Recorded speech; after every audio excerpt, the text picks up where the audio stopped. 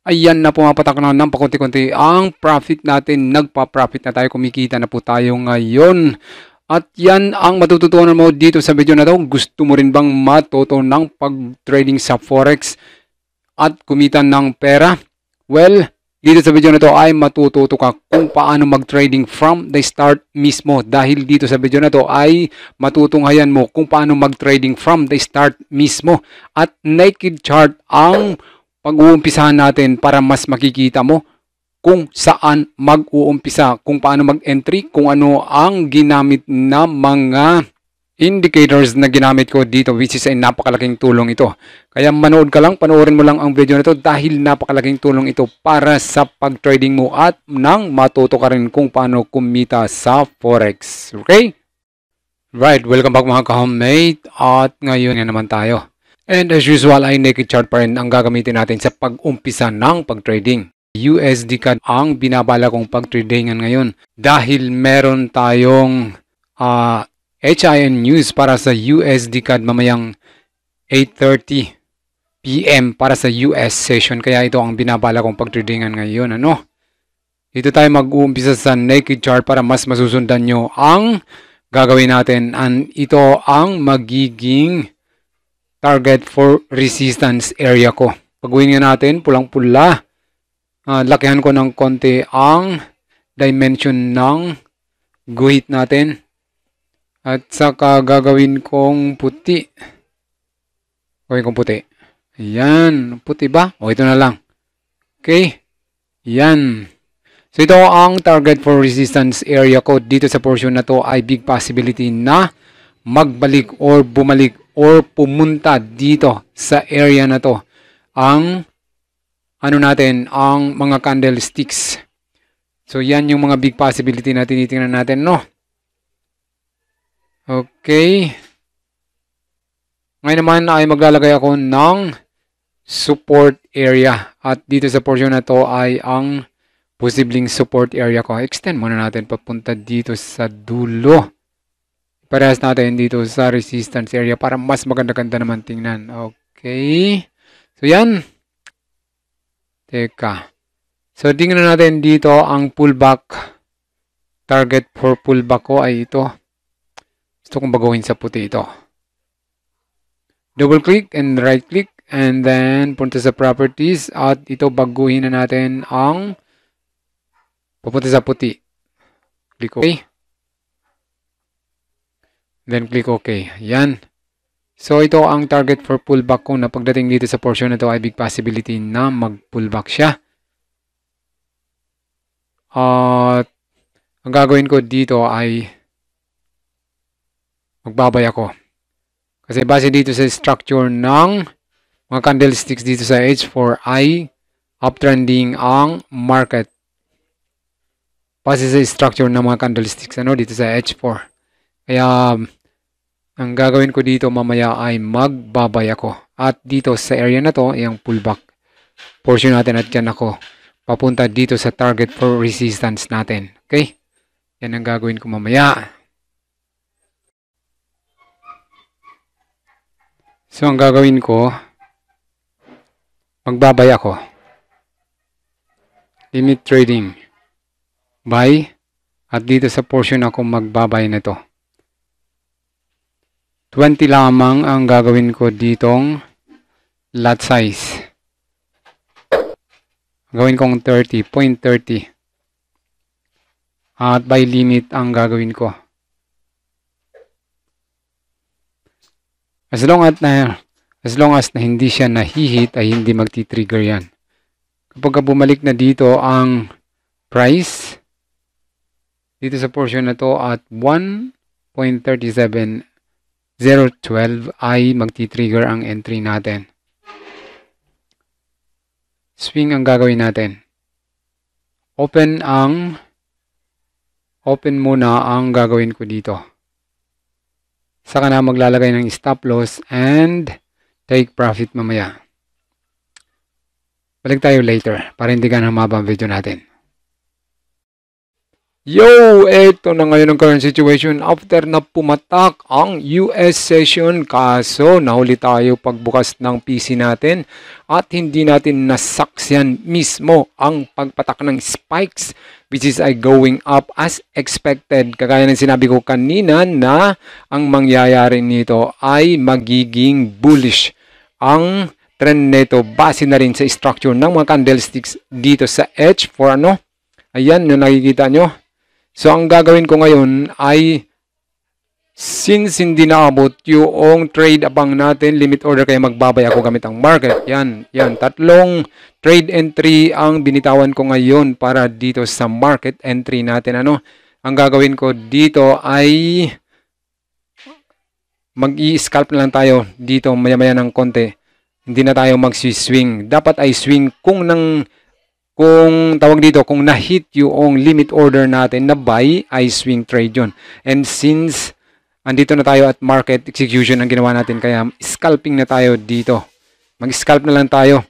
Maya-maya ng konti ay magku-close tayo kasi malapit na pa doon sa resistance area na target natin. Babalik ito pababa na, And as of now, expected po yan na negative pa tayo kasi yung spread niyan ay kumakain pa lamang. Pero maya-maya ng konti ay magpapump ito at magkakaroon na tayo ng konting profit. 0.30 lamang yung lot size na ilinagay ko. Para na rin yan sa risk management natin. Okay. Kamuntikan lang maabot yung natin kanina. Napakalaki na sana ng profit natin kung naabot yung limit order natin na buy. So, I hope na nakatulong po sa inyo ito. Yung entry natin ngayon, yung video natin, which is nag-umpisa talaga tayo dito sa naked chart para mas masusundan nyo. At gumamit ako dito ng support and resistance, which is makikita natin ito sa H4. Makikita natin ito ang support and then ito ang resistance which is ay target natin. Bago dumating siya dito sa resistance area na to ay magku-close tayo. Okay. So ayan. Tabayanan natin. Nasa US session na tayo ngayon. Kanina pa 8:30 and as of now ay kabubukas ko lang. Ang oras ngayon ay 9:23 na. Kabubukas ko lang. Kararating ko lang. Gumala kasi ako. So, meron na tayong konting profit.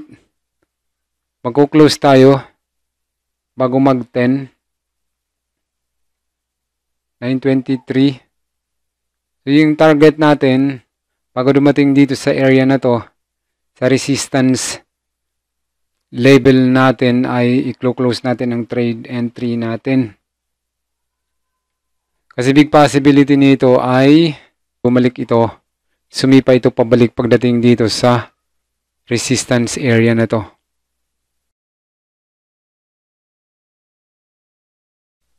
Dapat ito ay puti.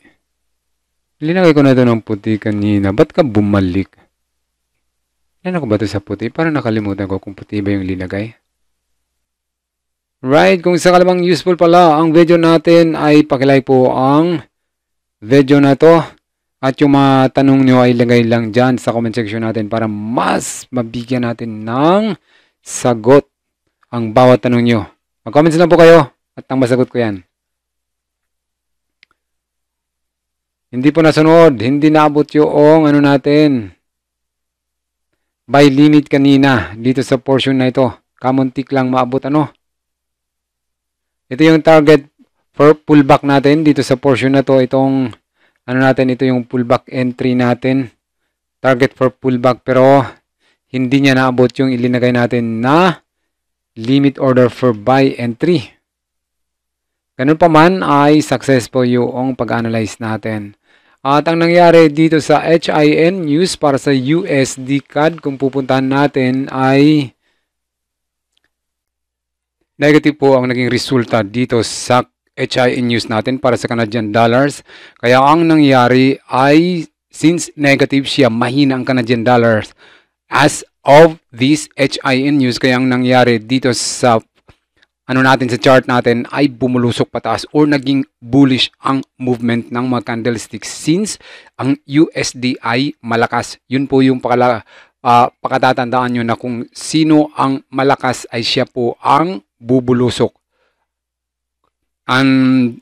Dito sa sitwasyon na to, ang Canadian HIN news ay since USD CAD ang trade natin, ang Canadian currency ay nasa quote currency siya. So, ibig sabihin ay kung sakali man ay naging positive ang Canadian dollar, ibig sabihin yan, ang magiging resulta ng mga candlesticks na to ay bubulusok pababa. Okay? So, magiging bearish siya. And since mahina ang Canadian currency, during HIN news, pagdating ng US session, ay nagpump ang daloy ng market as expected po yan. Kung ang babasihan natin ay ang candlesticks formation doon sa H4, okay? So yun po yung mga dahilan kung bakit nagpump ang USD CAD dahil po yan sa mahina ang HIN news, ano? At yan din ang napakagandang itanong nyo dahil ako man noon ay hirap na hirap din ako kung paano intindihin yung forexfactory.com. Kaya kung meron kayong mga katanungan dyan, ilagay nyo lang po dyan sa comment section natin, okay? Kailangan bago dumating dito ay mag-close tayo. So, pause lang muna tayo para hindi gano'ng humaba ang video natin. Balik tayo later. Naglagay ako dito ng target for close. And dito sa 137, 460, itong pulinyang ito, ano? Take profit ang ilinagay ko. Ito rin, 137, double click ko lang. At ilagay dito sa take profit. 137, 465 ang pangalawa. So, let's say 1.37, 470.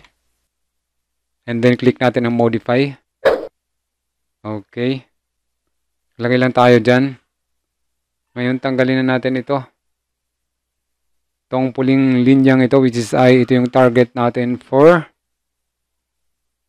take profit natin. Tanggalin natin yung puling linyang yan.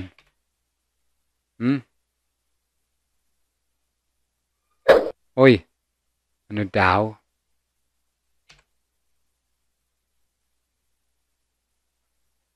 Balik natin dito ng isa. 494 na yung hinahatak natin. Tingnan natin.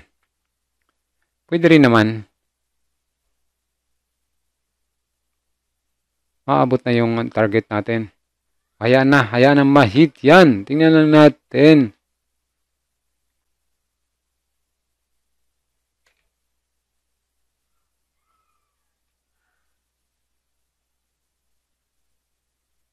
May hit na yung dalawa, hayaan na. Okay lang yan, ma-hit yan.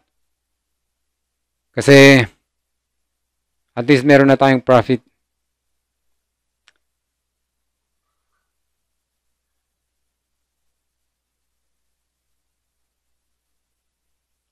Kamuti ka nang ma-hit yung kanina.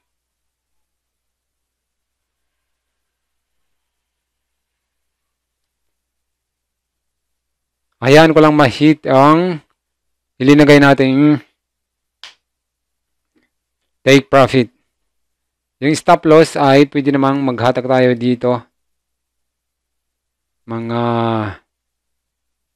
Pagka ganitong malakas yung daloy ng buyer, ang ginagawa ko niya na hindi na ako naglalagay ng stop loss kasi nakaharap naman ako dito nagbabantay naman ako eh. Anytime, kung sakali man magkaroon ng sudden reversal, pwede ko siyang i-close. Pero, kung sakali man ay gusto tayong maglagay ng stop loss, ay pwede. So, double click natin ang stop loss. Dito sa portion na to, or dito mismo, mag-drag tayo. Manual. Nag-close na yung isa natin. Let's say, maglalagay tayo ng stop loss mga dito banda. Laki naman ng stop loss ko. How much? 55. And then 13. 1:1 lang. Halimbawa lang naman yan. 28 over magkano? Itong isang ito.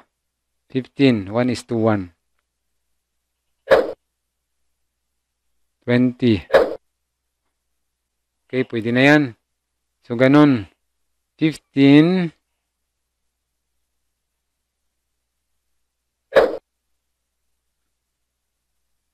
Stop loss yan, pero kung pwede naman ay ilalagay natin as trail stop, pwede na rin. Para magkakaroon ng break even. Paano gawin? Atakin mo lang yung stop loss mo, isabay dito sa entry mo. Dito sa mas taas sa entry, which is ay merong $2.18. Kung sakali man nagkaroon ng sudden reversal ay 2.18 ang makukuha mo. Tuwang! 2.18. Oh, bumaba nga. Sige, hayaan natin na makuha yung 2.18 kung matatamaan man siya. Kasi, resistance kasi, hindi naman lahat na aantayin mo na mag-touch siya sa resistance target area mo bago ka mag-close. Kasi, ang mangyayari niyan, bago dumating sa resistance key level or saka ito magtatouch sa resistance key level, saka ito babalik, ano? Or pwede rin lumagpas na siya and then nagkaroon siya ng false breakout at bumalik ulit. Kaya kung sakali mang meron ka ng profit ay i-close mo na. Okay? So medyo mahaba na yung video natin guys, kaya hanggang dito na lang muna. Toing! Tinamaan yung isa natin. Tinamaan yung isa natin na take profit. So, hanggang dito na lang muna ang video natin, guys. Maraming salamat. Close na lang muna natin. I hope na nakatulong po sa inyo ang video na to. At kung sakalamang useful, ay pakilike po ang channel natin. Ang video na ito, pakilike po, guys. At yung mga comments nyo, ilagay din sa comment section natin. Okay? So, mag-close na tayo.